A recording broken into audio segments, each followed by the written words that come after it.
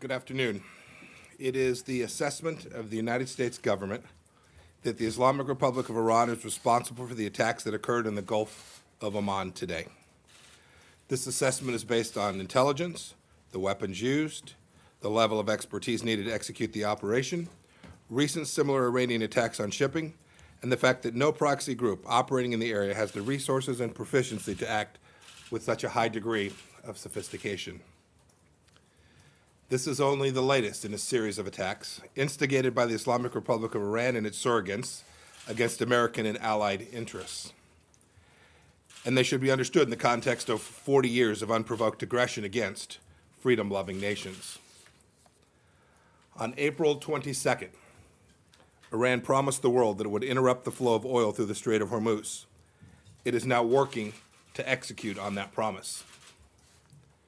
In early May, the Revolutionary Guard Corps attempted the covert deployment of modified dhows capable of launching missiles. On May 12th, Iran attacked 4 commercial ships near the Strait of Hormuz. On May 14th, Iran-backed surrogates attacked by armed drones struck 2 strategically important oil pipelines in Saudi Arabia. On May 19th, a rocket landed near the U.S. Embassy in Baghdad. On May 31st, a car bomb in Afghanistan wounded 4 U.S. service members, killed 4 Afghan civilians, and wounded bystanders. Yesterday, Iranian surrogates fired a missile into Saudi Arabia, striking the arrivals terminal of an international airport, injuring 26 people. Taken as a whole, these unprovoked attacks present a clear threat to international peace and security, a blatant assault on the freedom of navigation, and an unacceptable campaign of escalating tension by Iran. Prime Minister Abe made a historic trip to Iran to ask the regime to de-escalate and enter into talks. Iran's supreme leader rejected Prime Minister Abe's diplomacy today by saying he has no response to President Trump and will not answer.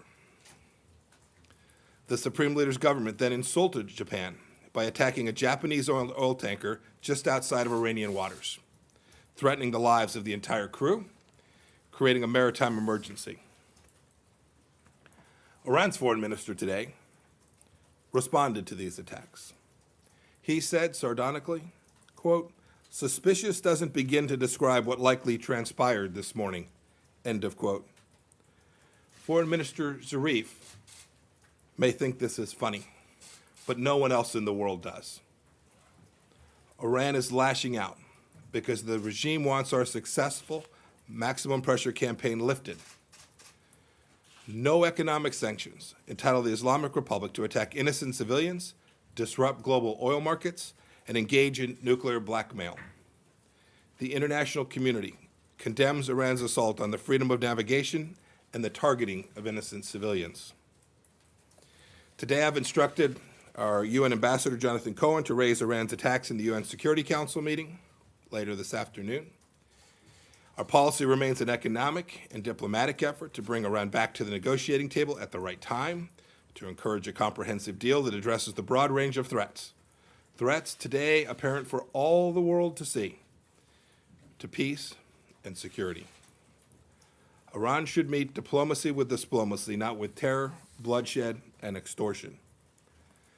The United States will defend its forces, interests, and stand with our partners and allies to safeguard global commerce and regional stability. And we call upon all nations threatened by Iran's provocative acts to join us in that endeavor. Thank you.